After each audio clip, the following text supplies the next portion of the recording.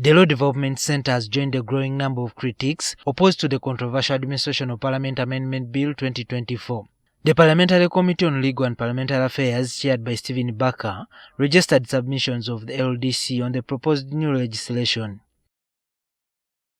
Paul Muchibi, the head of Department of Law Reporting, Research and Law Reforms at the LDC, asserts that the bill does not specify what it intends to cure. This law is not coming in good faith, and what it is intending to cure is not understandable.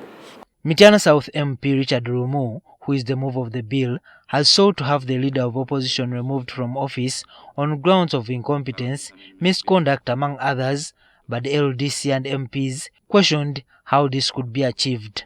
Talk about grounds of removal of a leader of opposition. They cite incompetence, they cite misbehavior, failure to perform.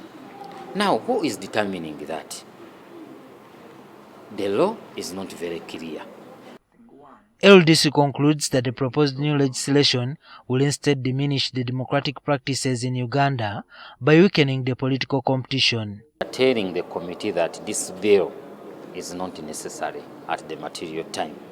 If you look at what a multi-party political system must be and its functions, you cannot start voting for a leader of opposition. Ground on incompetence. How do you judge incompetence?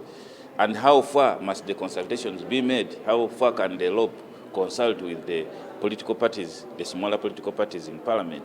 All those issues are intricate, and the LDC advised us to consult widely. Apparently, some opposition parties like the UPC and Democratic Party have respective working agreements with the ruling government. The MPs question how the elections of the law, according to the Lumu bill, will be proceeded under such an environment. So how do you then deal with such members of parliament who are seated on the government side but also want to participate in the side of the opposition?